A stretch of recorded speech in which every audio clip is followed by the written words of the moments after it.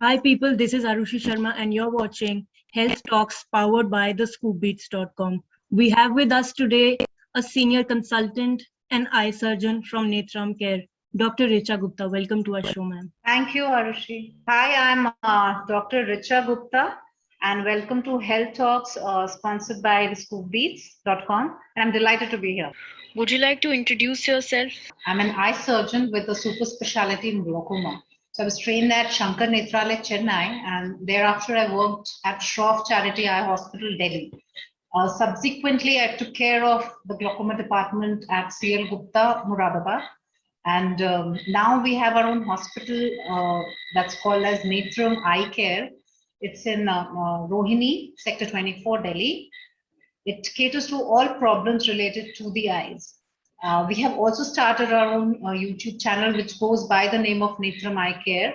And we try and post videos for public general awareness. And I hope today's session would be great and it would reach many people. Ma'am, what is black fungus for our audiences? Yeah, so black fungus is in a lot of news right now. You know, it has been covered by media a lot right now. It's nothing but a type of fungus which falls into the category of mucormycetes. That's the subgroup of fungus. And why was the name given to it? It was because it has an inherent pigment inside it. It's a substance which is black in color. So it looks black, and whatever crusting or linings it forms, that is also black in color. And that is why it's called as black fungus. Ma'am, how does it enter our system? So Arushi, the thing is, it's come in news now, but it has always been there. You know, disease by black fungus, specifically mucormycosis, the disease caused by black fungus, that has been there. We have been seeing cases. It is the spores of the fungus. It's present in our atmosphere. It is there in air. It is there in the soil. So every day we are taking it into our body through our nose, through our mouth. And there is an additional way in which it enters the body. If you have an open wound, an open cut in your body, and you go out, so the spores of the fungus can enter through that cut as well. So these are the various ways in which the spores enter into our body. So normally, you and me will not get infected by the fungus because we are healthy people. We have a good immune system. The problem happens when the immunity of the person drops. That is when the infection by the fungus becomes bad. So that is the thing. That is the thing which everybody needs to understand. Ma'am, what are the symptoms that it has entered our system? So as I told you that the spores of the fungus is present. So the first, entry point of it is the nose. So the symptom related to the nose. So what do we get initially? The initial symptoms are blockage of the nose. There would be pain. There would be swelling over the nose. And the discharge that we get from the nose can be bloody. It can be mixed with blood, or it can have a blackish color, again, because of the presence of the fungus. So that is how, and if you look inside the nose at times, you will find again a black crusting or a black lining. So that is how the nasal symptoms present. So after that, it enters into the sinuses. What are sinuses? Sinuses are, hollow areas in the bone of the face. So there are some hollow areas which are filled with air. Inside the bone of the face, they are called as sinuses, and they are directly connected with the nose.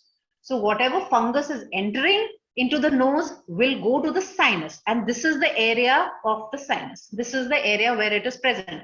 So the features would be that of sinusitis, inflammation of the sinus. So you'll have pain here, you may have swelling here, and if it is coming towards the skin, there will be a blackish discoloration of the skin. So from here, the fungus is very aggressive. It is not limited by the bones. So the sinus is, it has a bone here and it has a bone above it. So if it goes down, it will damage the bone which is there, under it. And then it can enter into the mouth. So what will be the symptoms then? There will be severe pain in the jawbone. There will be severe pain in the teeth or tooth. And there might be sudden loosening of the tooth. You will find that the tooth is coming out, it is loosened. And if it is forming a crust, you will get it in the hard palate, this area. So if you ask the person to look up and open the mouth, you will be able to see a black crusting or a lining over the palate. So that is if it comes down. If it is going up, the first thing it encounters is the eye. So there are problems in the eyes, and then if even at that stage, if the person does not get any treatment, then the fungus enters into the brain, and then there will be symptoms of the brain like unconsciousness and paralysis. Ma'am, what are the problems that can happen to our eyes? So once the fungus enters into the eye, it causes problems in the eyes, and then if the person does not get the treatment at that time, the fungus can enter into the brain by damaging the bone here. So then there will be symptoms of brain damage, like there will be unconsciousness, there might be paralysis, or there might be death after that. What are the problems, ma'am, that can happen to our eyes? Yeah, so once the fungus enters into the orbit of the eye, the bone covering the eye, the symptoms like reduction, pain and swelling over the area of the eye. If the muscles get involved, then the patient can see double. It's called doubling of vision. It's also called as diplopia. If the fungus is growing inside the orbit, it can start pushing the globe in front, the eye globe in front. So it will appear as if the eye has become bigger because it is pushed in front. So the term used, it's a medical term called as proptosis. The reverse can happen. The upper lid, the lid of the eye, it can fall down. So then it will appear as if the eye has become smaller. So that is called as ptosis. So these are the features, when the patient should understand that the fungus has grown into the orbit of the eye. And the next thing would be going to the brain, So this is the point where they have to go to the doctor. Okay, ma'am. Ma'am, who are the people who are at risk in case of black fungus? Yeah, so you have to understand that it is a dangerous disease if it is not diagnosed early, if you do not go to your doctor in the initial phase, right? So, and I told you that it does not actually cause any harm to healthy people. So, who are the people who are actually at risk? Only when the immunity system of our body goes down, when the body is not strong enough to fight with the fungus or any organism, that is when it causes problems. So the topmost in the list is a COVID patient. So what happens, COVID itself is causing a lot of decrease in the immunity, and the people who are actually in the home isolation, and they are using oxygen by themselves, if they're not changing the tubings and the sterile water in the humidifier, fungus has been known to grow there also. So very important to change all this. The tubings and the water in the humidifier needs to be changed every day. So that is it. And secondly is a judicious use of steroids. So steroids, if taken in a limited period, which has been advised to you by your doctor, is life-saving. It can save your life, but it can be a really bad drug if you actually misuse it. If it has been given for 10 days and you take it for 20 days, or you increase the dosage, then it becomes really fatal because it decreases the immunity further, and secondly, it increases the blood sugar. And blood sugar, high level of blood sugar, which is also called as hyperglycemia, is a known factor for mucormycosis infection. And diabetes, if again you are a diabetic and your sugar is not under control, if your sugar is shooting up to 300, 400, then there's a very high chance of you getting the disease. Other diseases are, patients with renal diseases, or patients who have had a transplant of any organ, or patients who are on malignancy, anti-malignancy drugs. So what the drugs do, they already cause the immunity to go down. And then if you have COVID and then you have a fungal infection, then you're bound to get a mucormycosis infection. How is mucormycosis diagnosed? So when you visit your doctor will ask you for some battery of tests, which will include blood tests like complete blood count, renal or kidney profile, and most importantly, your sugar profile. CT-MRI scan may need to be done to look at the extent of the disease, which bones it has involved, and which structures are affected. An endoscopy may be done by an ENT specialist to take a biopsy or a sample of the tissue, which is usually sent for a potassium hydroxide or KOH mount, the result of which comes within couple. So the key point is to consult your doctor early. What is the treatment of this disease, ma'am? What is the treatment of the disease? So first, we need to understand that fungus causes vasoocclusion. That means it blocks the blood vessels, which prevents the medicines from reaching it. So in earlier days, when the medicines were not there, the mortality rate was 90%. That means that if 100 people are affected, 90 people would die. But now with latest medicines that we have, namely amphotericin B, which is given intravenously, that is through the blood, the mortality rate has come down to 50%. So the treatment for mucormycosis goes on for 2 to 3 weeks. An important point is that it may affect the kidneys and the electrolytes. So that is something that needs to be monitored regularly. Apart from that, CT and MRI needs to be repeated every 15 to 30 days as per your doctor's advice. If the disease reaches the eye, then the objective is not to save the eye, but to save the life of the patient, because it is very easy for the fungus to go from the eye to the brain. So at that time, the eye is removed and the area, the whole orbital wall, the bone is scraped off and cleaned very well to remove any part of the fungus so that the fungus does not grow into the brain. Is there any way to prevent mucormycosis? So for prevention, there are basically 5 ways in which we can keep ourselves safe. The first and the foremost is keeping our blood sugars normal. So especially in diabetics, if the sugar is really shooting up and your doctor says that you need insulin injection to control it, please don't avoid it, take it because that's necessary. Second thing is steroids.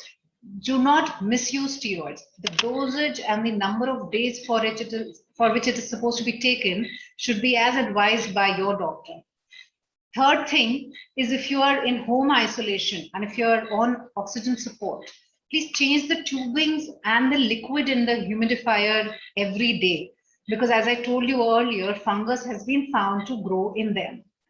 Fourthly, as the spores of the fungus are present in soil, in air, avoid dusting and gardening for some period of time. And if you must do it, wear a mask.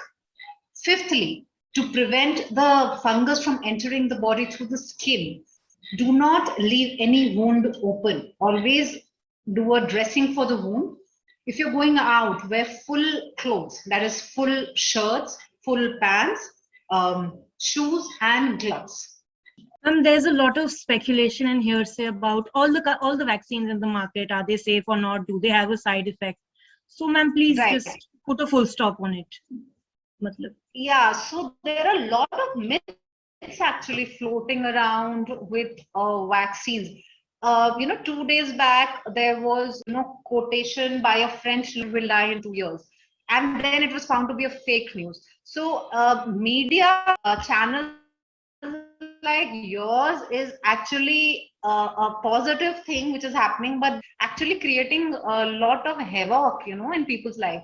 So the thing is, it is safe. It is very safe. So there are two vaccines right now available in India, which is Covaxin and Covishield. And it is very safe. The thing is, you have to get 2 doses of the vaccine, okay? And the rate, see, vaccine is not going to prevent an infection happening to you. If you are exposed to the virus, you will get, COVID positive. You may be a positive case. But then what virus does, the vaccine does, it helps you to, prevent the severe stage of the disease. It prevents you to have a severe stage of the disease. That is how the vaccine is helping. It prevents you to get into the ICU or on a ventilator or die. So that is where the vaccine will help you. So don't think that I have taken a dose and both the doses and I got it again. Why should not get it? So that's not the thing. Is there any data available from the number of patients getting COVID after vaccination? Yes, researches and data suggest that the percentage of people having an infection post-vaccination is 0.03 to 0.04%. And that means 3 to 4 per 10,000 people, which is quite low. And this is called as a breakthrough infection.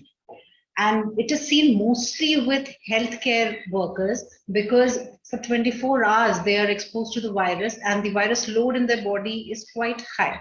So the general population need not worry at all. We're hearing a lot about different colors of fungus. What is the difference between them? So we have already talked about black fungus in detail.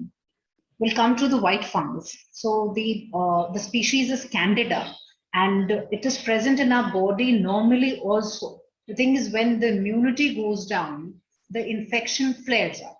So if it comes to the skin, you may see a swelling which is continuously growing. If it goes to the lungs, there may be symptoms of cough, breathlessness, chest pain. If it goes to the brain, there may be headache or seizures. If it reaches the joints, there will be features of arthritis. So there may be joint pain and joint swelling. So what is the yellow fungus? It's a species called as Mucor septicus. There's been one case which was diagnosed in Ghaziabad recently. Patients present with lethargy, weight loss, loss of appetite. There may be pus pointings, and ultimately there may be sepsis and multi-organ failure. So what we need to understand is all of this happens when the immunity goes down. And COVID is a relatively new disease. So we are seeing various features and manifestations and cross infections, and probably we'll learn more as the time goes by. Ma'am, I would like to ask you that doctors are the saviors of this pandemic. So how has it impacted your life? How has this 1 year been for the doctor community actually? The one feeling that I think all the doctors are feeling currently is of helplessness. Because you've been always there for your family and friends, and now in this pandemic, just because of the lack of infrastructure and lack of facilities, your loved ones are dying, and you actually cannot do anything. That I would say the one thing that is there is helplessness, because we're getting some 30 word right now. Thankfully, the peak is gone, and now we're in the declining phase, so things are looking a little better. But then, during the peak, it was like you were getting so many calls for cylinders, for a hospital bed, and we were not able to help them, so that is, I think, what has happened. And another thing is, people start blaming the doctors for everything. They need to understand that doctors are just the face of a hospital. They are employees there. Things are not in our hands. So beating them up and doing violence against them, it's not going to help you in any way. Doctors are the only people who are actually taking care of you. Rest of them, the management, the administration, are not doctors, and doctors are working for them. So, in private hospitals, whatever bill you are paying, hardly 3 to 4% of it is actually going to the treating doctor. Rest of it is taken up by the hospital. So people need to get their ideas clear, so don't blame the doctors. Doctors are really helping you. They're serving you, leaving their families behind.